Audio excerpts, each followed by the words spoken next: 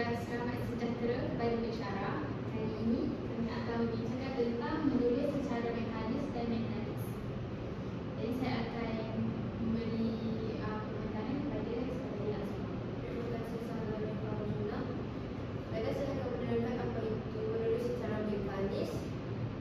Menulis secara mekanis merupakan tulisan mekanis, iaitu satu kemahiran yang dilaksanakan pada murid-murid setelah mereka melalui aktiviti dan latihan kemahiran penulisan yang ditetapkan.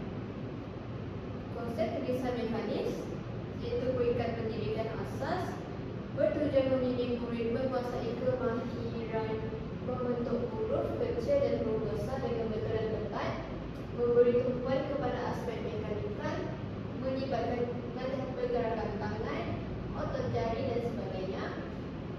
Penting dikuasai pada peringkat awal supaya murid dapat membentuk lambang-lambang huruf atau tulisan yang betul dan tepat serta menulis dengan kemas. Kepentingan seterusnya. Baik.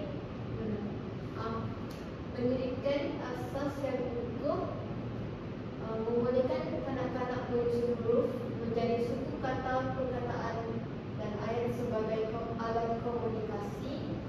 Seterusnya, membolehkan kanak-kanak berkemahiran dalam satu lagi komponen bahasa dan meluaskan pengetahuan perhubungan serta matlamat hidup. Dan akhir sekali, pendidikan asas menulis yang cukup bagi membolehkan kanak-kanak menulis dengan baik, cakap dan pantas.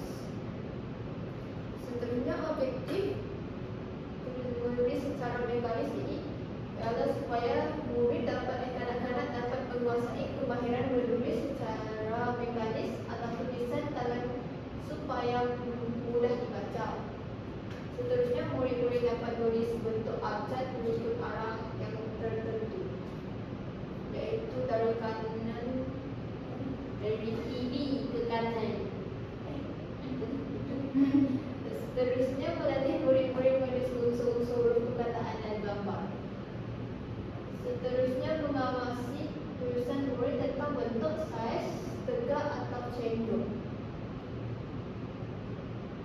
Ini merupakan contoh aktiviti latihan pratulisan: menyambung titik-titik, mewarna dalam barisan, menulis huruf kecil dan huruf besar di atas kertas berkotak ataupun kertas bergaris empat.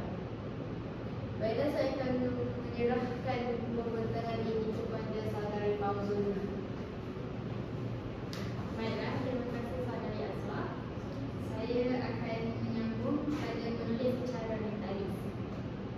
Jadi menulis secara mekanis ini adalah kemahiran menulis untuk melahirkan idea, perasaan, memberi maklumat dan bercerita menggunakan pilihan perkataan yang betul dan laras bahasa yang sesuai.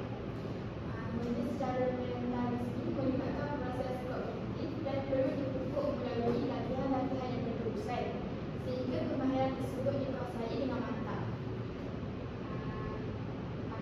Menulis secara mekanis ini dikenalkan setelah murid-murid menguasai kemahiran menulis secara mekanis.